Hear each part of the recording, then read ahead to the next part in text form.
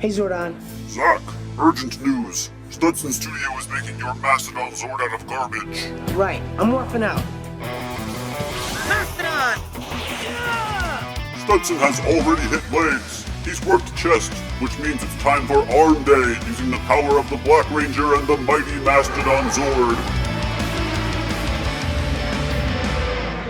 Now, some of you might say, didn't you already make a robot Mastodon? We've had one, yes, but what about second Mastodon? We'll use this little Mastodon as a reference, which, actually is a mammoth? Close enough. No. First, it's time to hunt for a trunk in my junk. I swear I had a few elephant trunk-shaped pieces around here, but they're on the tip of my trunk. It's a blessing how much trash you've been sending me, but my brain has not been keeping up with each piece. But the raw garbage still has to be sorted. This is a new method of dealing with trash. We could go with the classic fidget toy chain. Ooh, or these 90s Happy Meal toys from Nickelodeon. Nah, it's gotta be this, because it's already elephant trunk shaped. This is the tail from a robot chameleon. Actually, the whole thing is kind of already a complete mastodon head, so let's roll with it. We won't need this head for our head, but quick appreciation for this rep tool. He has this nifty spinning section on his head for various tool attachments. Everything about this is almost a mastodon head, but we don't need these legs. This is kid-proof plastic, so a bath in boiling water should help loosen up these ball joints. And after a good soak for a few minutes, this thing should... Owie, hot! These should now pop off very easily. Very easily. With the aid of a pair of pliers. These leg sockets are now the tusk holes and ear holes, which are ideal holes to have at this point. As for the legs themselves, they get saved for later in this box of things that I'm definitely going to use someday. Really, I will. Don't look at me like that. Get out of my house. I think this is already heady, but now it's time for details. First up, we need to seal the hole in its mastodome. Someone sent me this early 2000s sedan hubcap. Ooh, or this plated and pre-riveted disc that is already the perfect size to seal up the brain case hole. Speaking of holes, it's pretty common for toys to have one side peppered with visible screw holes keeping everything together. But using some epoxy sculpt, we can stuff our holes so we don't screw up the illusion of this being a giant mech. And I know you're probably hoping I'm finished talking about holes. I'm tired of this, Grandpa! That's too damn bad! Because for every hole you stuff, there is an equal and opposite hole that must be unstuffed. Equivalent exchange! I don't really like it, plus I think the trunk is a bit too long. There, that's a better hole, and a bit more nostril-like. Oh, this elephant has no ears, so it has no use for this pair of headphones, so we'll just throw these away because they're broken anyway. But wait, I'm kind of seeing a pair of elephant ears emerging. After freeing these two pieces, you can kind of see the vision coming together. It's time to break out the Dremel, but an elephant never forgets to wear his safety glasses and mask for protection from microplastics.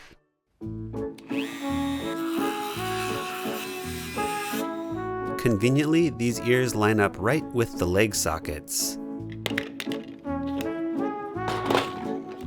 But they need a few robo pieces arranged in a tubular configuration to become the rotation points for the ear bones.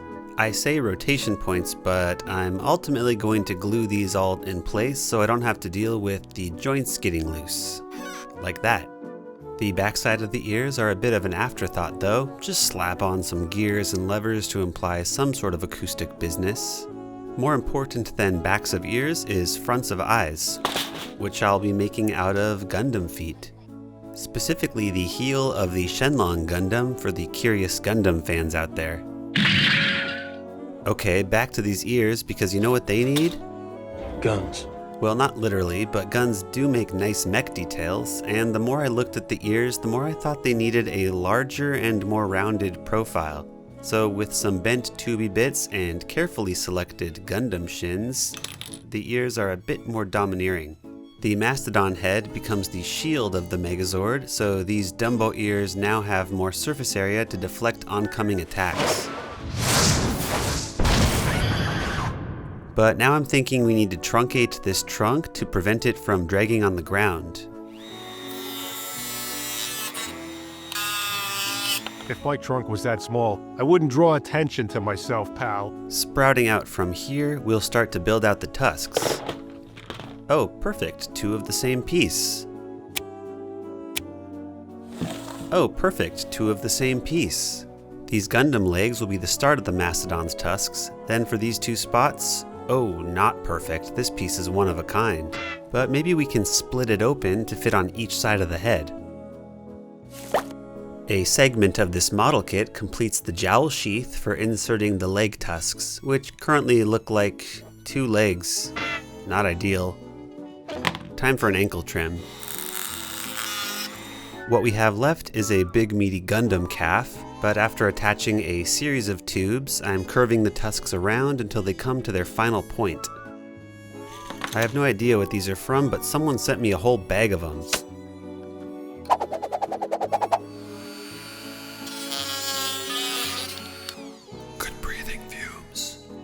Alright, that's 1 tusk down. Now we just have to do that again. Oh, perfect, 2 of the same piece. Symmetry is key, so it's always a special treat when someone sends me duplicates, and if someone sends me a one-of-a-kind piece, I lose my mind. Alright, time to install these tusks. Just kidding, this hole needs to be filled. This was going to be where the tusks sprouted from, but nah, now it's some sort of cheek vent. And is the head finished yet? Almost, but I don't think the Megazord can handle it. So let's add a handle using one of these L-bend pipe toys. But to make sure it's extra strong, I'm mounting it on a 1:1 scale screw. That makes the head nearly complete. Complete enough to start building a body anyway. For anyone familiar with the show, the Mastodon famously has the nastiest, crunchiest transformation, and I'm deeply daunted by the mechanics. Imagine an elephant turning itself inside out to become 2 big ol' arms. Here, time for a demonstration.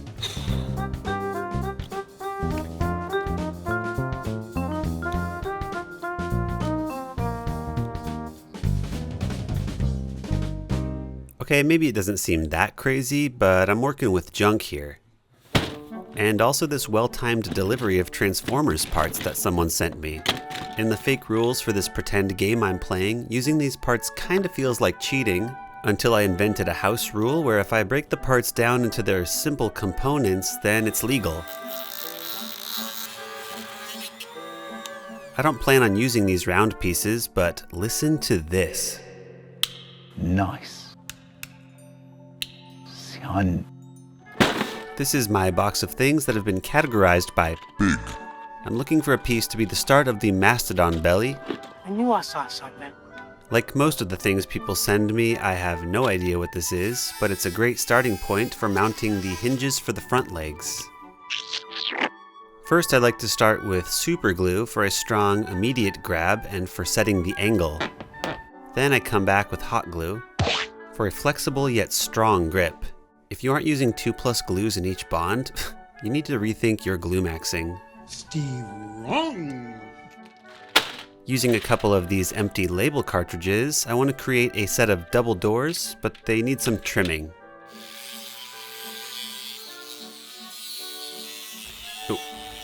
Oops, that's metal. Now we just need to clean it up a bit so it fits the other piece, round out that corner. Okay, anything else? Oh, brother!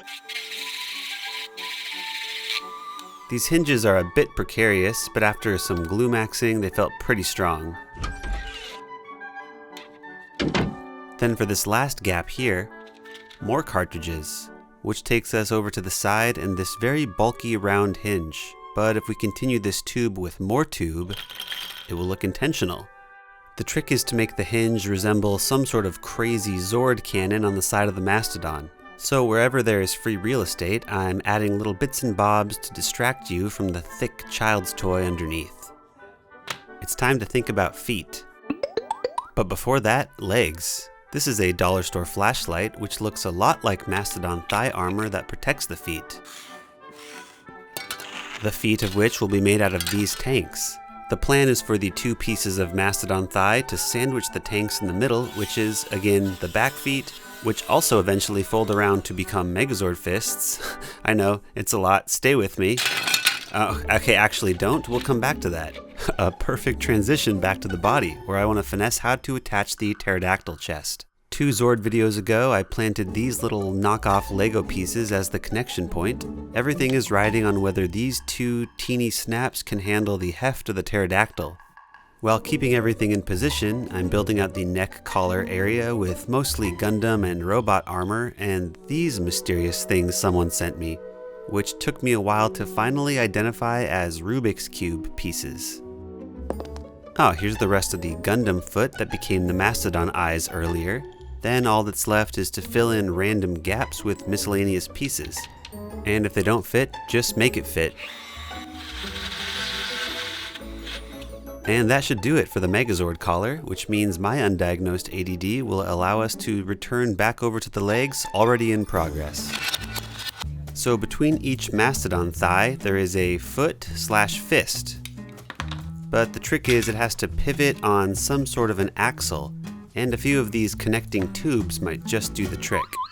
We need this pipe toy mounted through the tank by jumping to a drill bit that's way too big. After some cleanup and widening the hole off camera, I hot glued the tube into the tank, then used 2 segments of the wider connection bit from each tube that the tank will be able to rotate on. These get super glued and then hot glued into the Mastodon thigh sandwich, which we will admire for only a brief moment before deconstructing back to the tank leg. We're going to get right back to that thigh sandwich soon, but first, these cankles need some feet. 1, 2. With a small adjustment, these robot model kit pieces make the perfect dad shoe I'm looking for. This side's pretty solid, but the inside needs some details. The inner leg is somewhat hidden and will be hard to see in the final model unless you were somehow able to split the Mastodon's legs open for a view. But since the legs only pivot one direction, I'm getting silly and filling willy-nilly with whatever piece happens to fit next. There's no mechanical sense to any of this, it's just whatever ham-fisted bit fits. Hey, speaking of fists, maybe a fist here, and another fist here. And as long as we're hiding bits and bobs, this might be the perfect place to hide a horseshoe. And I know, this is an extremely low effort use of the coveted horseshoe bit. You can't even tell what it is. That's not good enough! Maybe we'll try to appease the centipede later. And capping off the weird hidden bits, an Autobots logo here, and a Decepticon logo here. Roll out! Let's get back to the thigh sandwich, which is also the Megazord's forearm. Right now we're working on the wrist. Someone sent me a bunch of these razor covers which serendipitously are a perfect fit for capping off the thigh armor. Next, a tiny stapler. While one side of the thigh houses this pivoting leg, the other end needs a pivoting glute, which also folds up to become the Megazord's elbow. None of this makes sense, does it? I hope you know what you're doing. Me too. Once this thing is glued onto this thing, it's like Cinderella's slipper in how it fits just so over this Mastodon foot.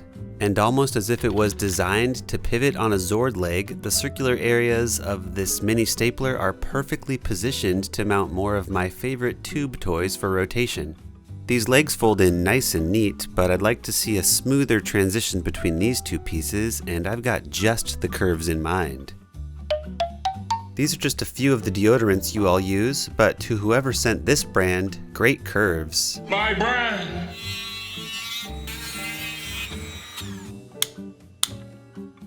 This piece will help transition between the stapler and the flashlight rim, but since they don't line up exactly, the usual smattering of steampunk gears will cover that up. Check out these clickety-clackety guys. These are thick enough to serve as the Megazord's elbow joint.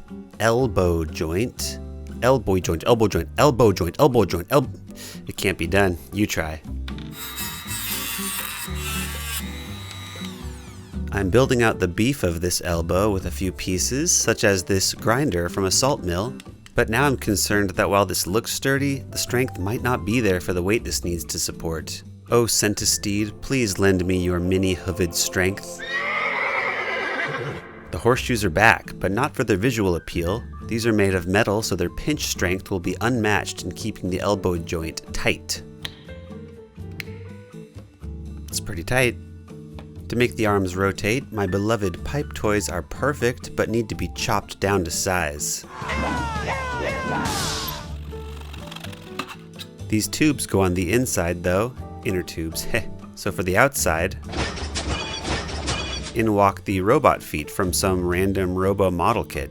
The toe is sticking a bit too far past the salt grinder, so cut the toe off and cap it with a Gundam piece to hide the wound. And with the other end of the tubey bit, the arms will now be able to fully spin along this axis.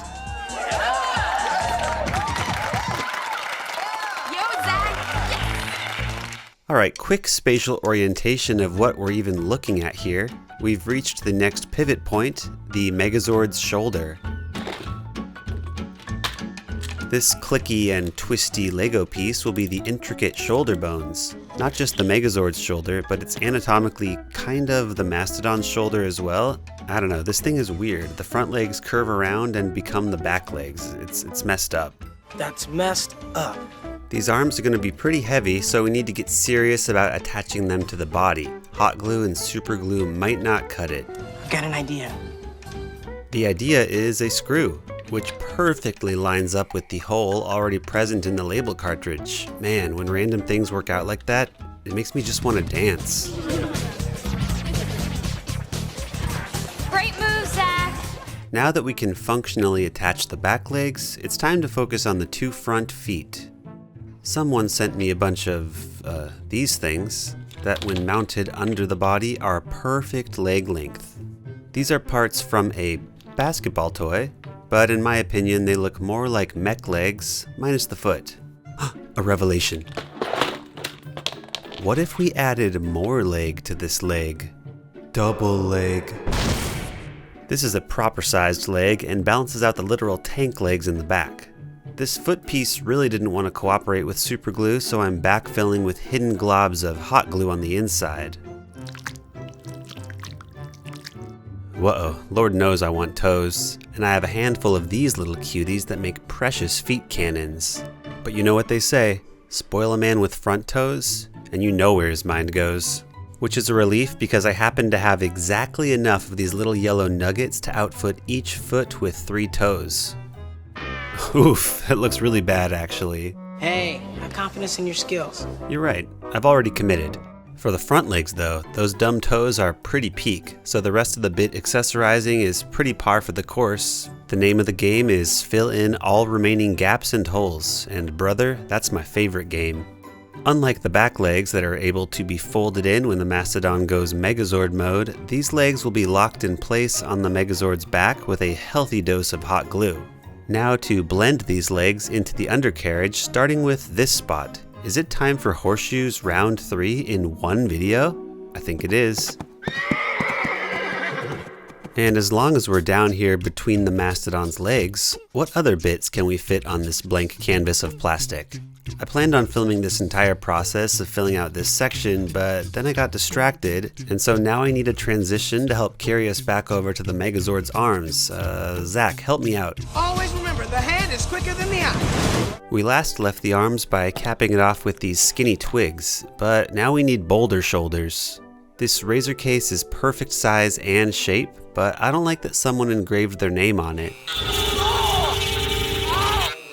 Without accidentally impeding the flexibility of this shoulder joint, I'm building up a plastic shell around the bones with carefully placed globs of glue on the inside to hold everything together. And as usual, if the edges of 2 pieces don't line up very well, just shove a few steampunk gears in there and all is well. And then to close up the other side of these upper arms, someone sent me way too many of these Lego removal tools.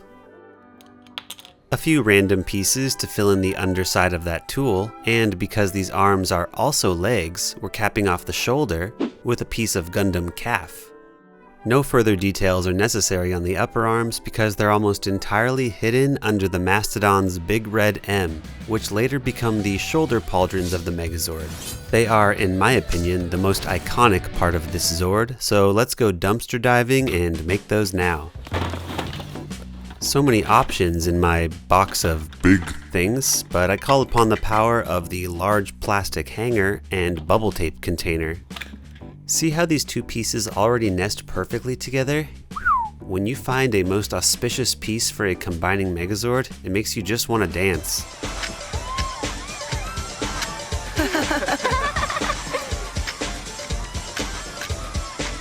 Yeah, this is all right. After bisecting the bubble tape, we now have the two sides of each shoulder pauldron. But I'd really like to continue this delightful gum curve from toe to tip.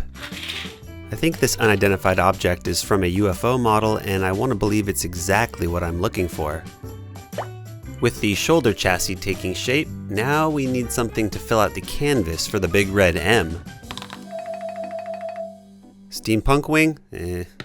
TIE bomber wing? Optimus Prime wing? No. Ooh, plain sheet of craft foam? Hell yeah.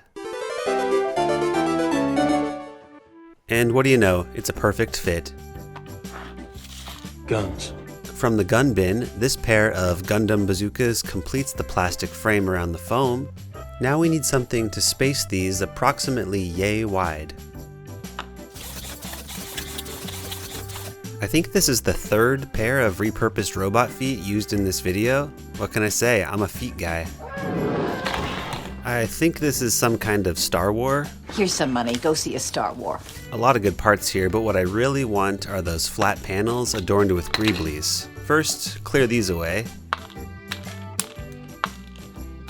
And there we go. These tubes will make a fine addition to my collection. Oh wait, I forgot. This is actually what we wanted.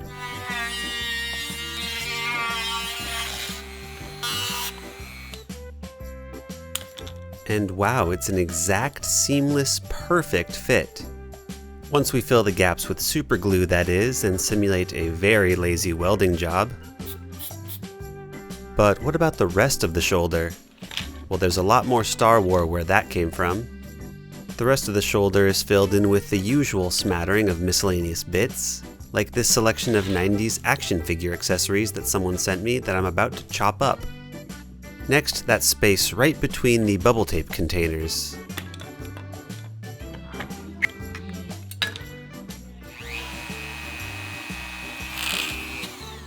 I have no idea what this is from, but its greebles are pretty Star Warsy. Outside complete, but what about the inside? Someone sent me their entire keyboard deconstructed, and I'm most interested in these little function keys. I have to remind myself though that you're hardly going to see any of this, so let's just slop it in. So with very little thought, a swivelly tank turret, these orange wedges, some jet fighter missiles, and a couple keyboard keys.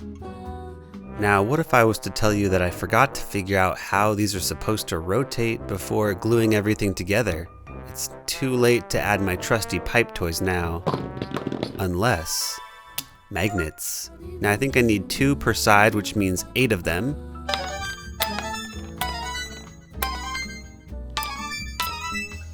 Dang, I'm short 2 magnets. All right, fridge, don't let me down. Oh yes. I figure if I glue 2 magnets onto each side of the arm and then the other 2 magnets inside the shoulder pauldron, the shoulder should be able to pivot freely, provided I didn't accidentally make this thing too wide and now I can't fit it into the pauldron unless I freak out a little bit and try varying orientations of, oh, thank goodness. And now comes the moment of truth to see if my lack of planning actually paid off. Oh yeah! Success! Man, I really didn't think that was gonna work. It makes me just want to dance.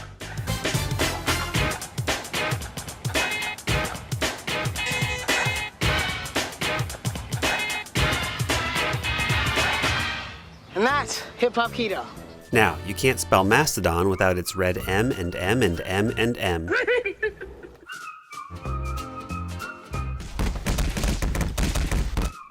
Okay, now that these are fully emblazoned, that means we can move on to the... Oh, I guess there are a few more details that I should really take care of here. I'm really going to lose my mind. I guess these are exhaust pipes where the Mastodon gas can emit from. Oh, and a gear. One Zord video from now. The Tyrannosaurus Zord is going to have to dock on the inside, but we'll save that for another day. All you need to worry about is this disturbing lack of booty. Oh, thank you, the boy. These cheek fillers that I'm working on right here won't be relevant until the final Megazord transformation, where they become two cannons that mount on the Megazord's back, but today they're used for filling out space between the Mastodon's thighs. Someone sent me a bunch of whatever these are, and they're probably one of my favorite bits. The white part will be the cannon because it's already Megazord cannon shaped, which is perfect. And then the black part that it nests into will be the sheath for the cannon, which is mounted permanently in the booty. Then around this mega hole, I'm adding some nonsense robot details using a very adept and delicate touch. With the cannons complete, that leaves just a few minor details. So here's a barrel, but what's inside to power the Zord? Is it magical, mythical, bioorganic Zord energy? Is it steampunk steam? Or is it a barrel of old-fashioned war-seized oil? Above the barrel is this mystery triangle, which we will fill forthwith with a bunch of pieces until we've assembled something that's vaguely triangle-shaped. The story I've decided on is that these are the tubes and gears that intake the fuel and deliver freshly squeezed Zord energy to the Mastodon. Now, back over on the back legs, we need more details, not just on the outside, but on the inside. So it's time to split open the thigh plates and see how we can spice up the inside of the armor. Much like the underside of the shoulder pauldrons, this is an area that you'll hardly be able to see once assembled, yet I cannot help myself and must fill it with meaningless mechanical filler and, of course, gears. I just can't get enough of these gears. Okay, that's enough gears. Now, the outside is still mostly the outer shell of a dollar store flashlight, so we'll dress that up a bit, including something to help convey the scale of this thing. A little access ladder leading up to a maintenance door.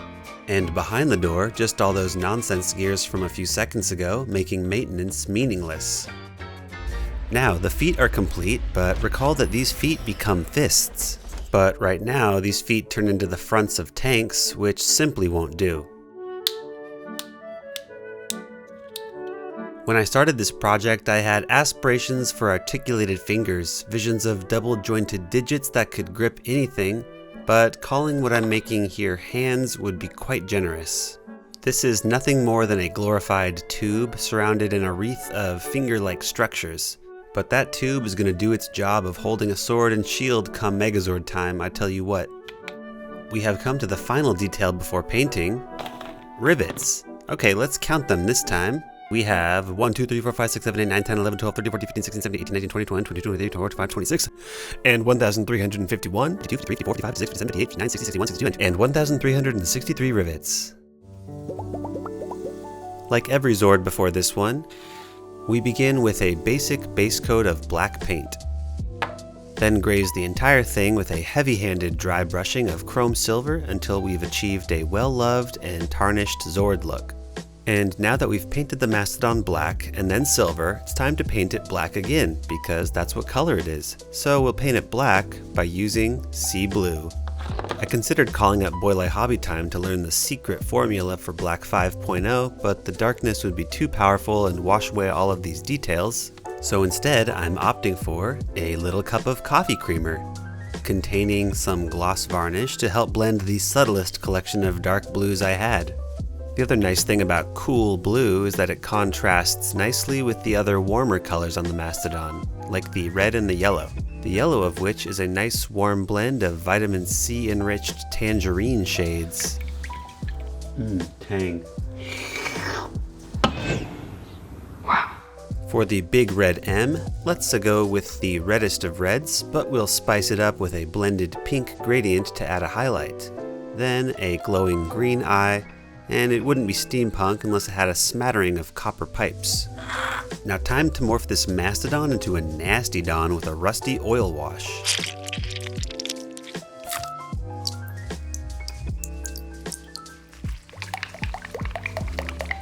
Nothing crazy here in terms of rust, just a wet dab onto every rivet to convey a bit of water damage. Now you might be thinking, water damage? The Mastodon lived in the snow. Right you are, but climate change. Hey, you know what? That means we're done and there's only 3 things left to do. Assemble this Zord, a whole bunch of Patreon shoutouts, and of course, my celebratory dance.